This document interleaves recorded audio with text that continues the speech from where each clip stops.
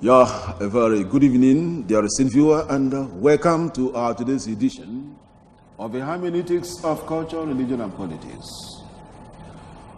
On ABA Television, Channel 2 for Nature, a program sponsored by COMMUNIO SANCTORUM Ministries International, founded by very Reverend Father Professor Bona Christus Umago, equally the spiritual director, Father Bona, the director of Igbo Village and Center for African Civilization, a respected authority in African and Western metaphysics. Very Reverend Father Bona Christus Umago is an international professor from the Faculty of Arts, Anambra University. He is a mystic and a seer, a philanthropist of no mean repute, and he is a Catholic priest of Onitsha Archdiocese. Very Reverend Father Professor Bona Christus Umago Mwana Mado, and who made fame of instant miracle. Well, for one reason or the other, he might be on his way to join in today's program. We are still doing the Kola knot in Igbo tradition. Today we are looking at the mysteries Ihe Omimi Dina Oje na Igbo. I have a gentleman to hit the hammer at the head of the nail. On today's topic, I'm talking about Professor Michael Ezenwa. He's an Associate Dean, Humanities, School of PGs, Professor of Clinical Psychology. He is the National President, Nigeria Psychological Association. Prof, you're welcome to the studio. Thank you very much. So, ndị be anyị oyibo asụgomi na ọ dị mma maka ndị Igbo si na ọjị anaghị anụ Igbo, ụfọdụ na-asị na ọjị a na-anụrụ Igbo. Ọjị dị na ụdị na ụdị, mana anyị chọrọ ikekwefu agba nke ọzọ anyị ga-eme izu ụka na-abịanụ, anyị pịachie ife gbasara ọjị, mana anyị chọrọ ka anyị mee dịka esi dị mysteries, ihe omimi dị n'ọjị. Izu ụka gara aga mụ na Amụilo Charles Amụilo udo obodo n'Enugu Ukwu na Ụmụnri, anyị kwuru ihe gbasara ọjị n'ụzọ dị iche iche. Tata mụ na Prọfesọ Mike Ezenwa ga-enekwa anya n'ihe omimi dị n'ọjị. Izu ụka gara aga anyị kwuru na ọjị, nwaanyị nọ na nsọ jee na ọjị tụtụ ọjị n'ukwu ọjị, na ọjị aha mizi ọjị, ọ dịka egwu dịka ụlọ ọnwa, mana eziokwu ka ọ bụ na nwoke wụ dị ọkpara rie ọjị ọ ya ha mizi. Ọtụtụ ihe dị iche iche ije na things fall apart, enwere tiri nwunye ife sụọrọ onye bịa bịa ọjọọ sị na ya mata. So ụmụ omenala dị iche iche o busiri ibu nọ anyị na-aga n'iru. Unu enweghị ike jụọ ajụjụ kpọọ n'akara dị n'onyonyo. Mana tupu anyị nwee ike ịga n'iru, mụa na onwe m bụ onye nhazi, the presenter Jude Mascot Obiagwu. Anyị ga-agbagodo aka ahịa tupu anyị na-azọpụ ije.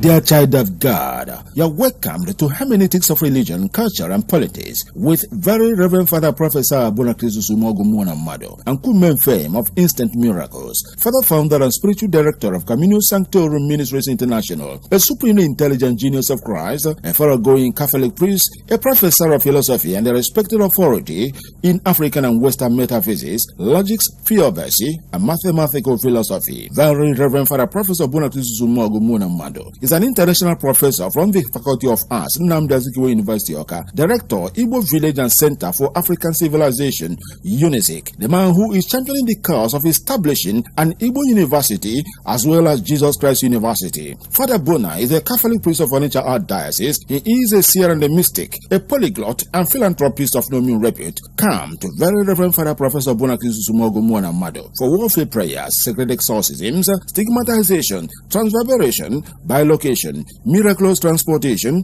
levitation, and mystical healings at the sacred ground, the miraculous arena of COMMUNIO SANCTORUM of divine apparitions, miracles, testimonies, healings, and deliverances. Dear child of God, you are also invited to COMMUNIO SANCTORUM Ministries International on these days as follows. Every Tuesday, consultation from 10 a.m. to 4 p.m. Come for sacramental confession, Most Holy Rosary procession, gospel reading with sermon and homily, devotion to the Sacred Heart of Mary, Angelus administration. Every Thursday, Sacred Communion from 9:30 a.m. to 3:30 p.m.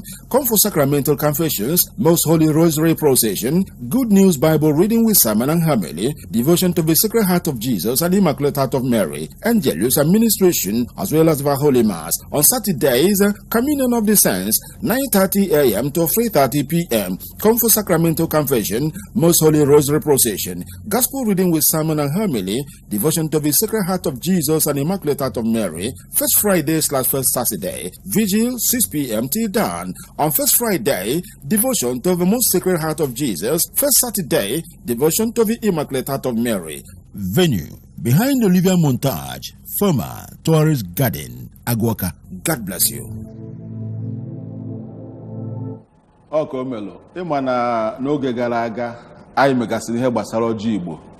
Anyị ghọtara na ọjị Igbo ọgba ofu ọjị ogbe, ụfọdụ bụ na-akpụ ya ọjị ogbe. Saịdị ihe dị ka akụkụ ebe anyị nọ wee ruo Enugu Ukwu na-akpụ ya ọjị ifirifi, anaghị ata ya ata, a na-atụpụrụ ya ndị mmụọ. Mana aka ya eme ihe gbasara ọjị ogbe a ọzọ. Ọjị nwere uru ọ bara dịka ahụike, ahụ idozi ahụ, dịka anyị si kpago ya, aka ya enyekwa ya anya ọzọ. Ọjị ihe dị iche iche dị n'ọjị ebuka. Mana Prof, aga m achọ ka ị gwakene anyị mpalaga isi chọọ ịbata n'ihe gbasara ọjị a, maka na ọjị ihe dị n'ọjị ebuka. Amachi iweta n'isi njedebe, ikekwe agba nke ọzọ ihe a na-ebe a mmụọ na mmadụ anọrọ ya ka awa okwu agba. Kedu ihe ị nwere ike ịgwa ọha na eze na-ekiri onyonyo dịka isi wee ghọta ọjị? Ekenekwe gị, kenekwe ọha na eze na-ege ntị ma na-afụkwa anyị. Ọjị bụ nnukwu ihe ama ka a ga-esi kọwaa n'ala Igbo. Nke mbụ,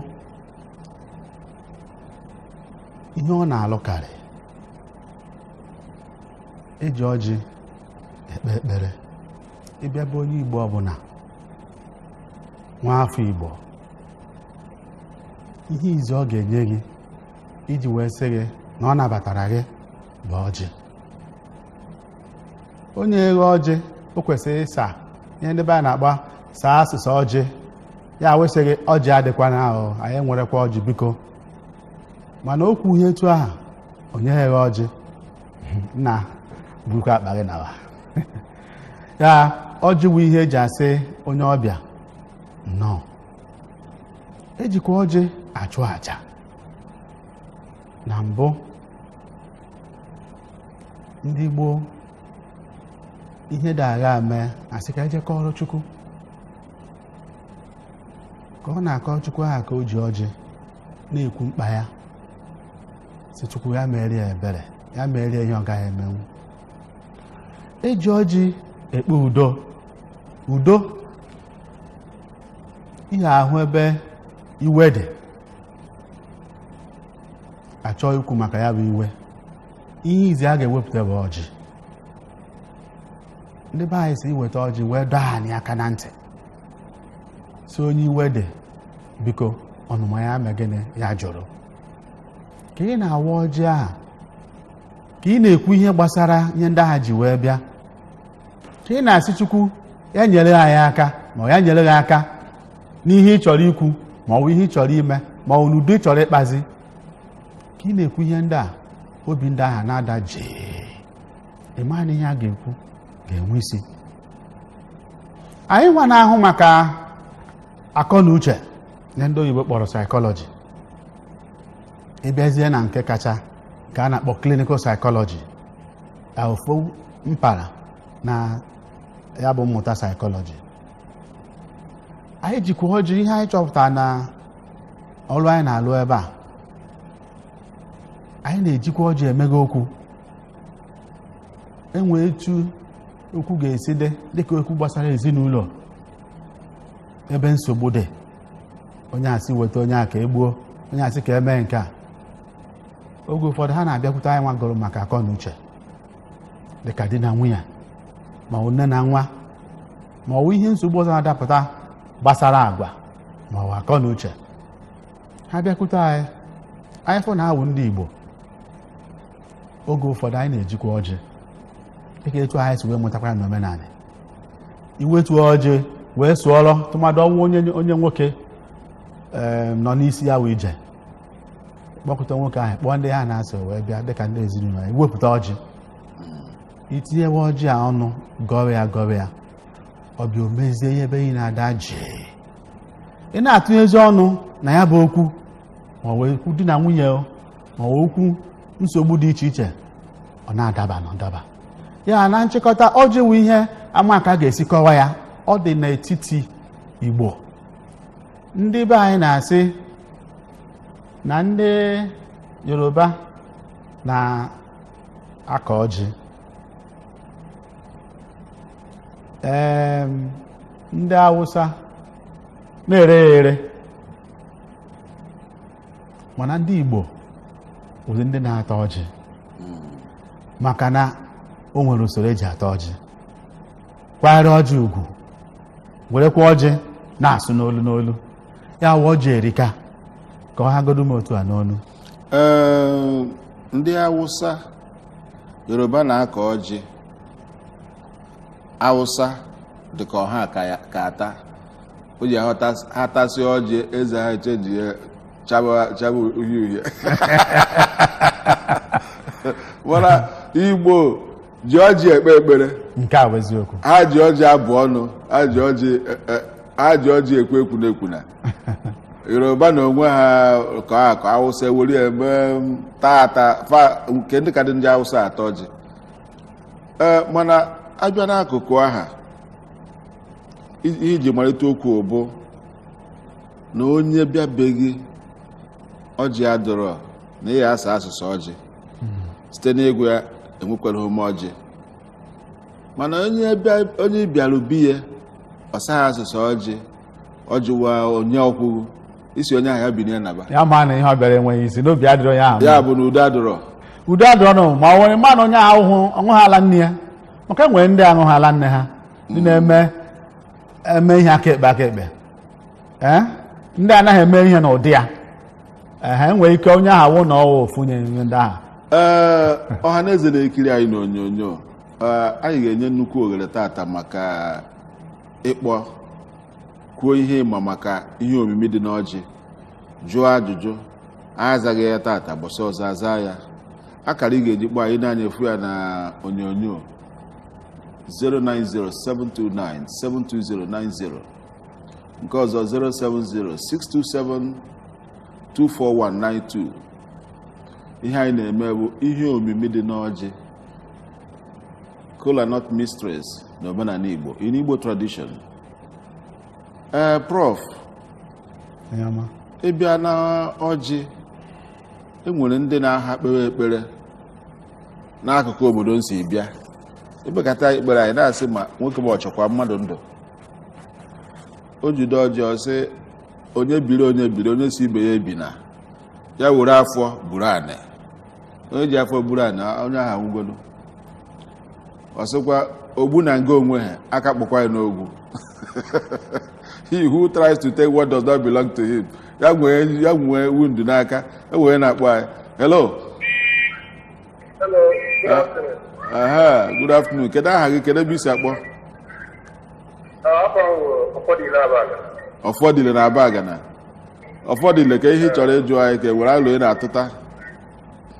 Ọ nwere ntị eju ịma na ekwudat na ọ sị na ọjị na ndị Hausa na-ele ọjị ele na ha ara atọ ọjị. Ọ kara mma na agbaziri ndat na ndị Hausa na-atọ ọjị na ha ara atụ ile ọjị ugbo na-atụ ya. Ihe i kwuru. Nke a bụ mgbe nke ebu a were na Igbo.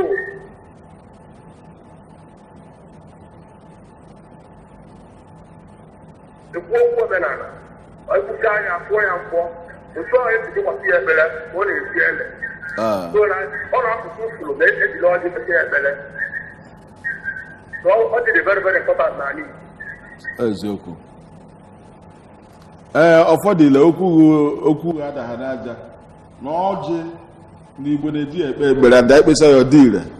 Nke ọzọ ị na-ekwu prof ya megide ihe ị na-ekwu na ọjị Yoruba na-akọ ya Hausa na-ata nji letere na ọha hatasị azị onye ahụ ezegworo fa na-ata ya gwuo ede na Igbo ji azụ afịa nụnụ otego Igbo lewe ọjị were kwere na-ekpe ekpere dịka isi wee kwu enwere ọzọ na-akpọ ya hello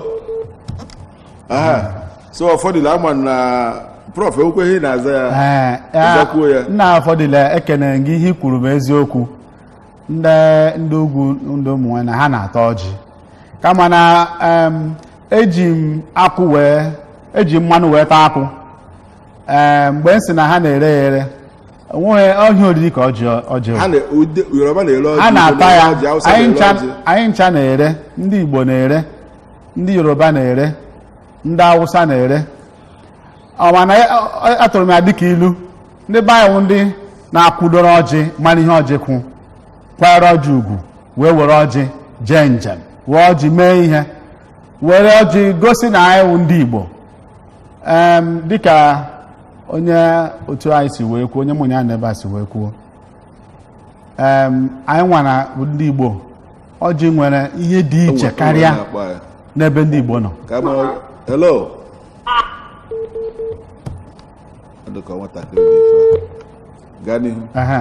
Ya dịka ị kwadoro gị okwu abịa na obodo anyị bụ Naịjirịa n'ebe ọbụla ma ọ bụdịghị n'ugwu Awụsa ewepụta ha n'ọjị ebe ndị Igbo nọ onye n'ebe aha nwa afọ gasị ndị n'ebe ahụ na-ewekwe n'iwe na ihe a chọrọ iri gba ọjị na o nwere omenala ndị na nke kacha nke bụ na onwe ha asụ ọzọ ọ na-anụ ma ọ bụrụ Igbo ma ọ dịghị na n'isi ọnọdụ ọchịchị obodo anyị ka nọ na ha agbago. Hello.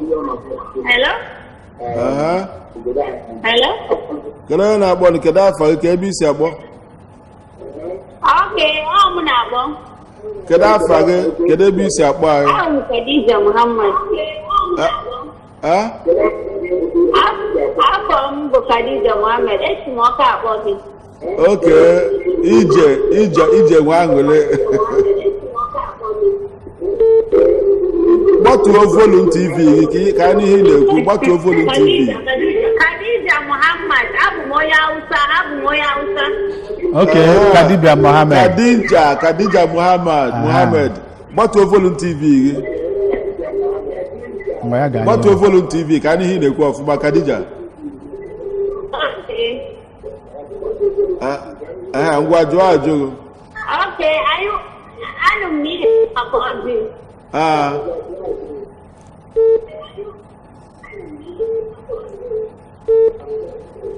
Okay, anụ m ajụ gị ndị nta na-akọ ọjị ndị Igbo bụ ndị na-eji ewe na omenala.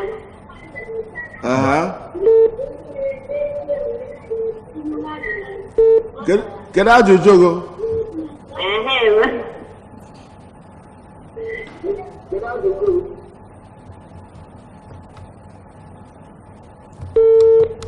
Khadija sị na ya bụ onye Hausa mana ị bụ onye Hausa toro n'ala Igbo iwe onye Igbo were onye Hausa Khadija ife ị na-achọ ikwudo na ndị Igbo ji ọjị eme n'omenala na eziokwu mana anyị anụrụ ife ọzọ ị chọrọ ikwuzi inwe ike kpọọ ọzọ. Hello. Nna kedu afọ gị na ebe isi akpọ? Hello, kedu afọ gị na ebe isi akpọ?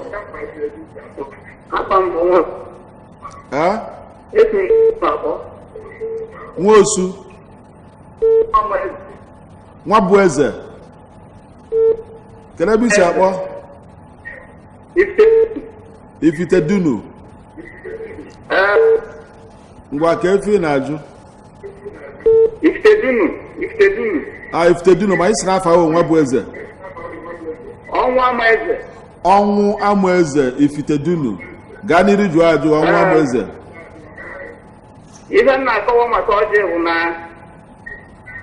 abịa n'itebu n'ụba anyị. Ọjị dị ụdị na-abụ. E nwere ọjị Hausa, nwee ọjị Igbo. Ndị be anyị na-agọrọ ọjị Hausa agọ.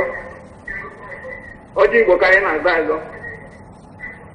Ọjị Igbo na-agba bido na ịtọ, ịnọ, ise. Mana ọjị Hausa na-agba ịbọ. A na-agarị agọ na anị itebu. Ọjị Igbo nwere nke ọjị Igbo nwere nke enweghị ihe ọ na-agba. Ọjị ifirifi. Ọjị Igbo nwere nke na-agba. Ọjị ifirifi. O nwere nke na-agba ịbụa. Nke ahụ na-abịa iweta ya, o nwere ife ka a ga-esi wee dọwa ya ịbụa. Ọ bụrụ ọjị ifirifi. Kedu ihe ifite dunu na-eme maka ya? Nke a gbara ịbụọ, a na-agọrọ ya agọ. Ke maka ọjị ifirifi, ka ihe ndị bụ na-akpụ ya ọjị ifirifi ka nwere ife ọzọ ha na-akpụ ya. Ọjị ifirifi emena anya ọwụ na agha agbawara ya agbawa, ewepụ ya chọọ ọjị ọzọ. Ewepụ ya atụfuo ya ka edebi ya mgbe e mesịara. Ewepụ na onye chọziri ya esi ọta mmanụ ya agọrọ ya agọ. Oke ọnwa Amaeze Ifitedunu ndewo ịmara mgbe izuụka gara aga the former Commissioner for Information, Culture and Tourism, Chief Charles Amuilo, onye eji udo obodo Enugu Ukwu na Umuri wee malụ, ọ sịrị na enweta ọjị ifirifi na a na-atụ ige ya n'azụ ụlọ na ndị mmụọ na-afụ maka nke ahụ na anaghị ata ya ata ama onwe ha ka ya ga-esiwe ya awa, o wee bụrụ ya na ịtara igono n'ikwuru ekwu. Hello? Hello? Ọ Khadija? Khadija ngwa gaa n'iru. Khadija from Ọka, Igbo onye ebe? Abụ onye Aba. Onye Aba? Isi na iwu onye Hausa adịla Aba? Abụrụ m onye Aba, abụ m onye Aba. Okay, mana afa gị bụ Khadija? Afa m bụ Chidimma Ebisi. Okay, Chidimma. Ebisi. And Aba ka isi akpọ? Okay, Chidimma from Aba, ngwa jụọ ajụjụ.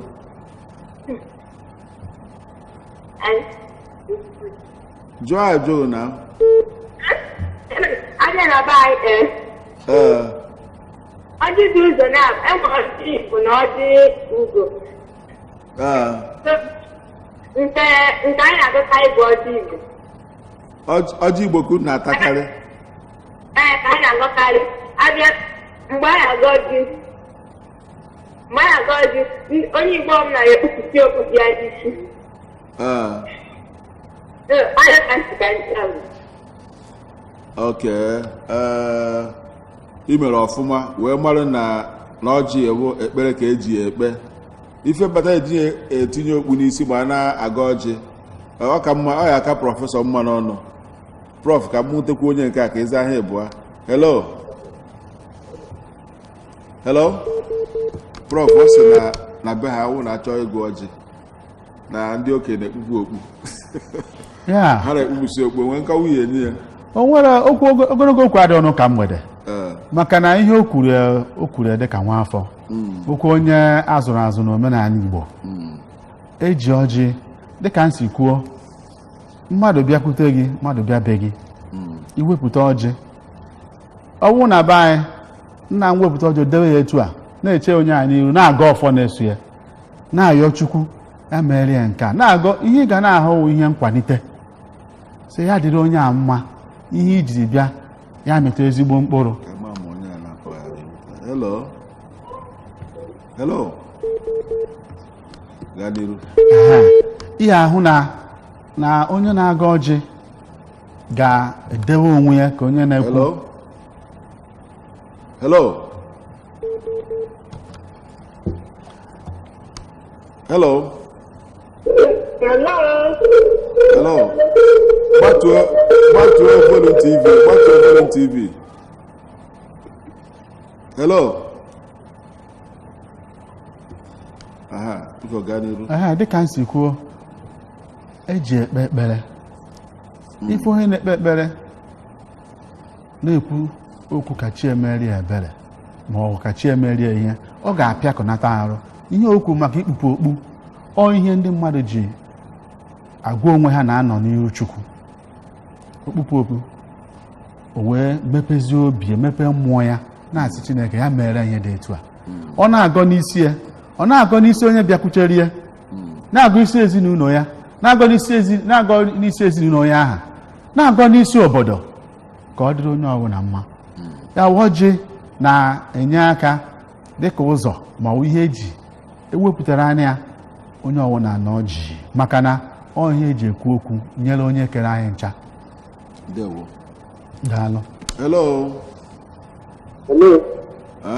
Na kedu afọ na ebe isi akpọ? Okay, there is viewer. You are watching the hermeneutics of culture, religion and politics on ABS television, channel 2 for Oka. The topic is clearly written on the screen there. Kola not ministries in Igbo tradition. Yo mijino dinoje na Igbo. Onye na-ebe a na-anwụ okie bụ Professor Mike Ezenwa, Associate Dean Humanities School of PGs, Professor Clinical Psychology, the National President of Nigeria Psychological Association. Okay, before we forge ahead, a message from the sponsor of this program.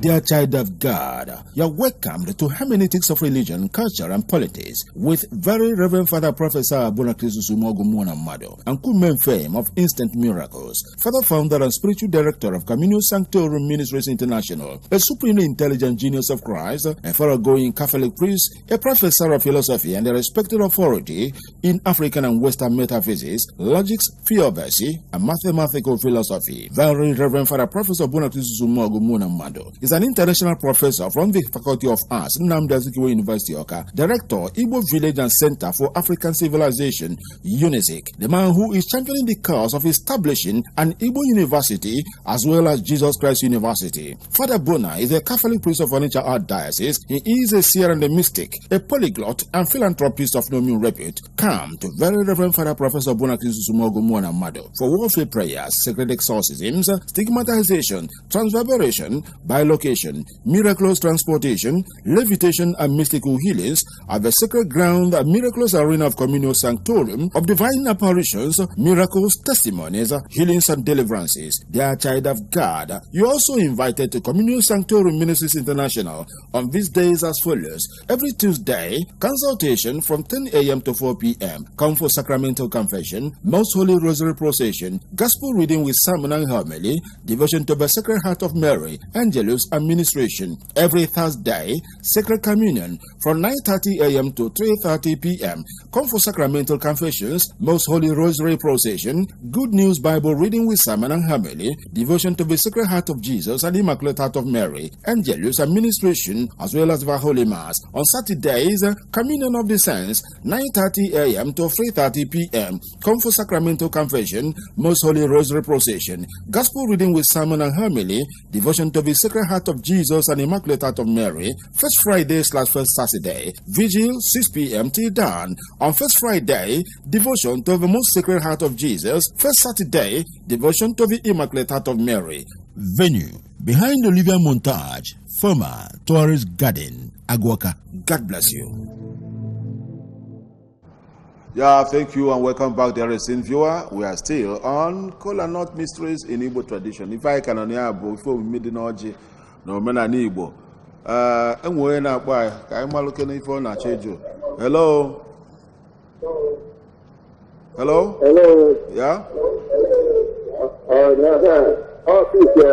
But to a volume TV in Webere, or Dolu TV, what to a Webere. Can we keep anything in a quafuma?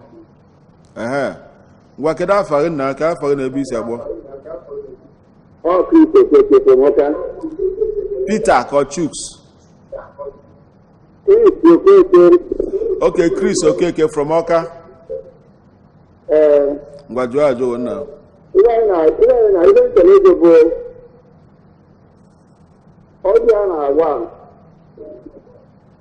nwere ndị native doctor dị agbafa na-awụ ya n'ala wee na-afụ ụzọ.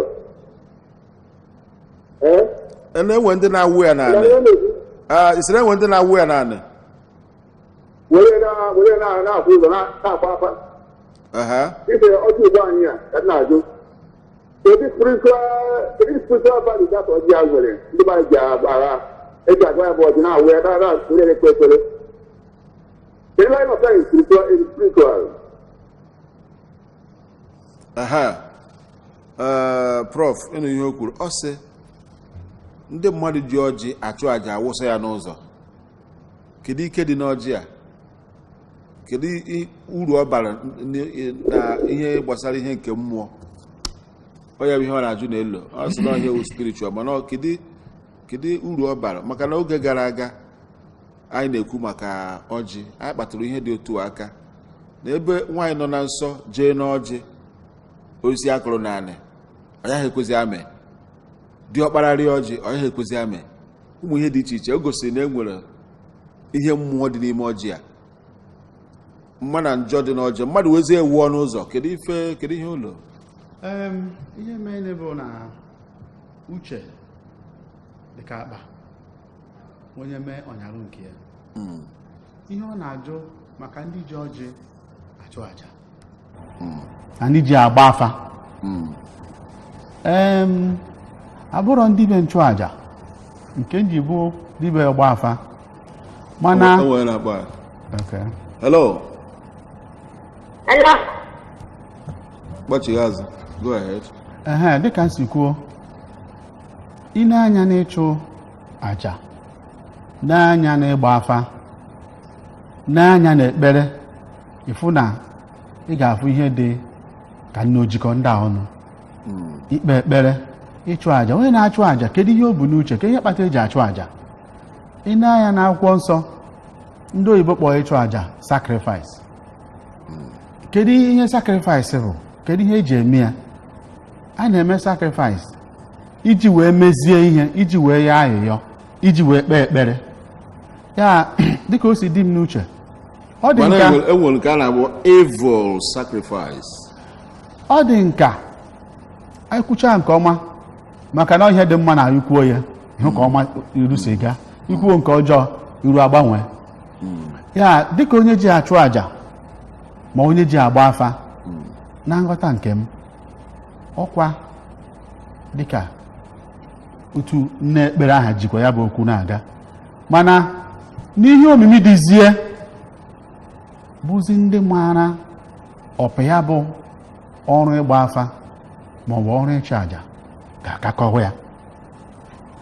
Mana ihe Uchenna agwa mbụ na o nwere ihe dịka ekpere maọbụ ayịyọ maọbụ ihe dịka ka ọ dị mma dị n'ime aha, maka ihe ọjị nọkarịrị eji maka achịcha ọjị n'ala Igbo. O nwekwa ike nwee ndị ọzọ ejiche ememe amarọ, dịka nsi kwuo, uche bụ akpa, onye ọbụla bịa ọnyalụ nke ya. Mana ihe eji mmanya kacha na ihe dịcha na ọjị bụ ihe ọma.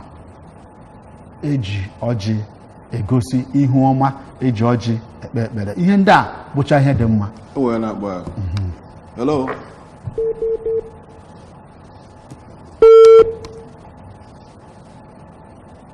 Dịka Prof si wee zago, ị na-anya na-atọ mmalụ nke anyị mere n'izuụka gara aga na ọjị dị ire na mmụọ. Ọjị dị ire. Fada bụ na mgbe ọ ya bịa ekwu ma ile ọjị ma enwe ihe gbasara Chineke na ọjị ogbu. Kedu ike dị n'ọjị ogbu aha? N'ime ike aha anọ dị n'ime ọjị na mmụọ, ụfọdụ ji ya ekwu ihe ọma, ụfọdụ ji ya ekwu ihe ọjọọ.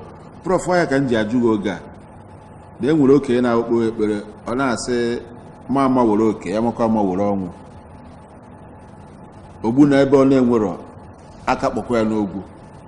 Ụfọdụ na-asị Chineke bịa tara ọjị, Okeke Okafọ, nna anyị ha bịa natara ọjị, na chi efogo, ụmụ ihe dị otu aha, ihe ọma. Saịdị a na-asị ma ama were oke, makwa ama were ọnwụ. Onye mara ama were oke, onye were nke abụrụ nke, ọ bụrụ ezigbo ife ka o mee. Enwere ihe ị nwere ike ikwu n'ọnọdụ iji ọjị abụọ ọnụ iji ọjị agọzi mmadụ ịghọtago ụmụ ihe dị otu a ihe izi m chọrọ ikwudo bụ ịbịa ihe gbasara ọjị o nwere ihe ọzọ ya na ya so anyị kwesịkwara imetụ aka ihe a bụ hello kedu afọ gị na ebe isi akpọ gaa n'iru prof ihe na-achịkọwa bụ ihe gbasara ọjị o nwere ihe na-eso ya anyị kwesịrị imetụ aka ọfụma ihe ha bụ okwu ọnụ okwu ọnụ ị hụrụ bụ nwere ike ọchị ọkụ o ji ike n'onwe ya na baịbụl asị anyị na okwu ọnụ Chukwu ka o ji wee kee ụwa asịkwa anyị na ihe anyị ga-ekwu bụrụ eziokwu bụ ma ọ bụ mba n'ikwukarịa ya ọ bụrụ ihe ọzọ ya ị na-ekwe ijidezie ya bụ okwu Kola. Hello ife anyị na-ekwu maka ya bụ ife omi dị n'ọjị echeghị nnọọ ife ụmụazị maka kịrịkịrị ụmụazị a na-akpọ anyị hello anyị anaghị ekwu maka ihe ụmụazị ọjị ka anyị na-ekwu ọ bụrụ na enweghị ihe ịma gbara uru gbara ọkpụrụkpụ ihe ajụ anyị inwe ndidi bọsị ọzọ ofu mbọsị ya ahụ program ife ụmụazị ị nwere ogere mgbe ahụ ịkpọ prof gaa n'iru dịka ihe na-akọwa okwu ọnụ ịma na mgbe gboo nne na nna gị na-agwa gị okwu a tụrụ anya na ezigbo nwata ndị be anyị na-afụ ezigbo nwata dịka onye na-ege nne na nna ya asị gị ihe nne gị kwuru na gị ga-eme ihe nne gị kwuru na nna gị nwere ike ịbụrụ ọnụ ma ọ na-enwe ike bụọ ọrụ ọnụ ya bụ na o nwere ike kwuo ihe na ndụ okwuo ya omee ya anyị weluzie mmụta n'ihe nke a m kọwara wee bịazie n'ebe ọjị dị anyị amago na-ewepụta ọjị onye ọbụla atụle dịka onye Igbo ọ chịkọnata onwe ya maka na ewetara ihe eji ayọ Chukwu ma agwa Chukwu okwu ya iweluzie ya bụ ọjị gbakọzie okwu ọnụ anyị ghọtara na ọ bụgo ihe nwere ikike na nke ya ịghọtazie ihe bụ na mmadụ kwuo okwu sị were ọjị si mmadụ ihe dị etu a mee ya akpachaghị anya ome onye ahụ tụmadị ebe o ji kwuo ihe aha n'iwe ma ọ n'ụzọ ziri ezi ka mokere onye na-akpọ ife hello nna kedu afọ gị na ebe isi akpọ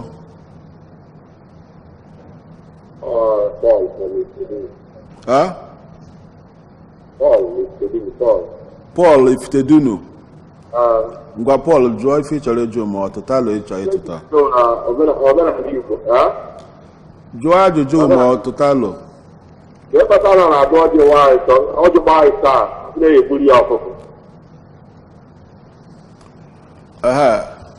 prof wee ọ sị na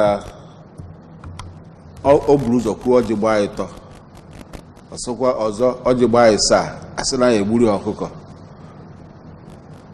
ya daalụ ịma na o nwere ihe dị n'ọjị dịka onye izi kwuru ọ sị na ọjị na-ebido n'ịtọ ya onwe nke agaghị etu ahụ egwezughị ya ọjị ịgba ịsaa wee dịzikwa iche na ụdị dịkwa iche o nwere nke ya awa gba ndị be anyị na-akpọ ya ọjị ikenga ma ọ gbaa ịtọ ya na nkọwa mbụ na etu ọjị gbalụ n'ọjị gbalụ nwere ihe ọ na-egosi n'ala Igbo ka ama ma enwetakwu onye a hello gbatuo volume TV gbatuo volume TV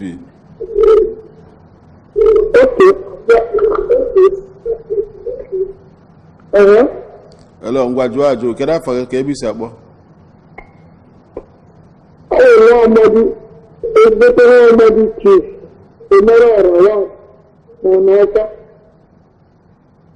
Amadi na Anọcha ngwa jụọ ajụ ọ sị na ọjụgbọ iteghete ndị ji ego na-ebunye echi ezie ọjụgbọ one iteghete ngwa gezie ntị. Ọjị gbaa itoolu, ọ sụrụ ya iteghete n'onu be ha. Onye nke ọbụbụ jụrụ ọjị gbaa asaa dịka isi achọ ịza ya, ịgbatụgo ụkwụ na ọgba ịtọ ọhụrụ ikenga. Werezie ofu akụ gbaa ya nnụnụ n'abụ mgbe ọ gbara ịsaa na mgbe ọ gbara itoolu 9. Ihe na-akọwa bụ na ọwụ na ndị na-asụ n'oyibo ma ọ ijikwu ya n'ọnụ be anyị na ọ bụrụ ihe a na-ahụ kwada. Ọjị anaghị agbawa asaa kwa ụbọchị ma ọ gbaa itoolu kwa ụbọchị. Ọ ihe na-awụ ọnụ ọ danye ọ bịa danye ọ nnukwu ihe. O nwere akụkụ Igbo, mpaghara Igbo, ihe dị ka mpaghara Nsụka ma ebe ana Igbo ndị ọzọ dị iche iche. Nwaanyị mụba nwa mụọ tụọ ime itoolu 10, ụfọdụ 11 asị na a ga-egburu ya ehi, ụfọdụ akpọ ya ehi ukwu, ụfọdụ akpọ ya ewu ukwu. O so n'etu ndị si ekwu iji gosi na ọ bụrụ ihe na-adịba kwa gaa, ọ bụ ihe na-adị kwa ụbọchị. Ya ọjị gbaa ịsaa ma ọ gbaa itoolu, ị gaghị ahụ ụdị ọjị ahụ araka. O nwekwara ihe ọkwụ maka ya. Ọ ya kpatara eji wee na-akwanyere ugwu. Ụfọdụ egbuorie ewu, ndị ejighị ewu ọ bụrụ ọkụkọ ma ọ kpọọ ndị agbata obi iji gosi obi aṅụrị. Ọjị ọmụmụ na ọjị a nwere ihe ọwụ maka ya. Daalụ. Ọ gbaa itoolu, e nwere obodo si na fa na-egbu efi, mana ọjị na ife olo, the lobes of kola nut and the significances and spiritual traditional requests, ọ na-adị nka anyị bịa na-agba nke ọzọ anyị kpụkọọ ya ọnụ ka anyị na-ekwugodi otu anyị si ekwu ya. Hello.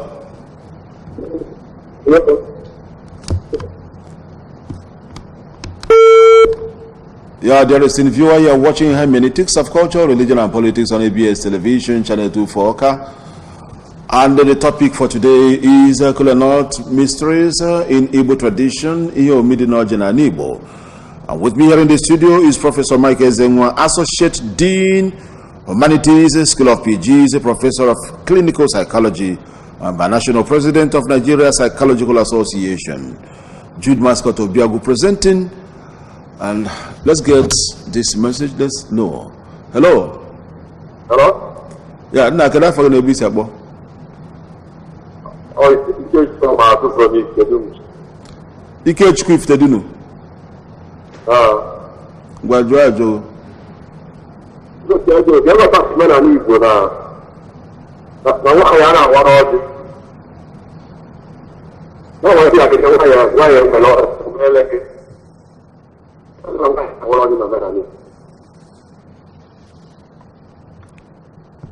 Kedu ihe kpatara na omenala Igbo na nwaanyị anaghị awara ọjị? Ede mma, ọ dị ka ajụjụ a Ikechukwu ajụjụ ga edozighị ọfụma.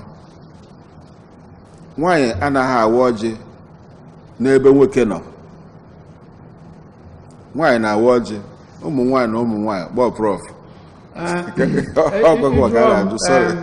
Dịka n'akụkụ Igbo, n'Igbo niile, ihe bụ nwaanyị nwere ka ndị Igbo si akpụta ihe bụ nwaanyị. Ọ dị mma ka anyị kọwatụ maka ya nwa obere. Oge ụfọdụ tụmadị ndị be anyị na-akpọ ndị agbata ọfụrụ, ya ndị anwụchaghala nne ha n'ihe gbasara omenala. Ụfọdụ na-ahụ omenala Igbo n'ebe nwaanyị dị, ọ dịghị ka omenala Igbo na-emegbu nwaanyị. Mba. Omenala Igbo welitere nwaanyị karịa nwoke. Na be m na be anyị, ihe siri ike n'ala Igbo niile, ihe sicha ike, ndị na-ebi ikpe kachasị ikpe niile bụ ndị a na-akpọ ụmụada.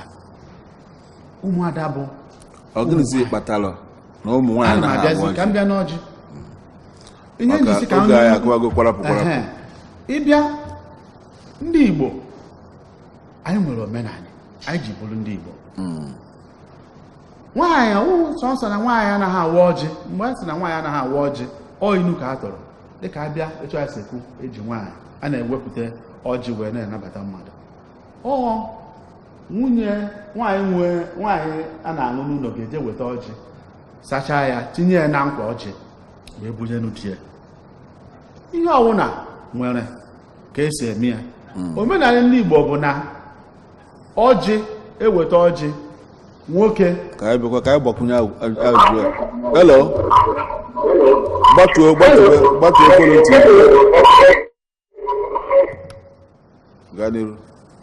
Omenala ndị Igbo bụ na nwaanyị weta ọjị, onye di unu agọzie ọjị. Ya ihe meziri na nwaanyị adịghị eme ya bụ Hello. Hello? Kedu afọ gị na ebe isi akpọ? Hello? Prof, go ahead. Dịka nsi kwuo, omenala ndị dị ara ha. Na omenala Igbo bụ na ihe gbasara ọjị bụ ihe nwoke na-eme. Ma iri ọjị na ụfọdụ akụkụ Igbo, ọjị daa n'ogbe, nwaanyị ada atọ ụta ya. Okay, thank you, Prof. Let's take the last message from the sponsor of this program.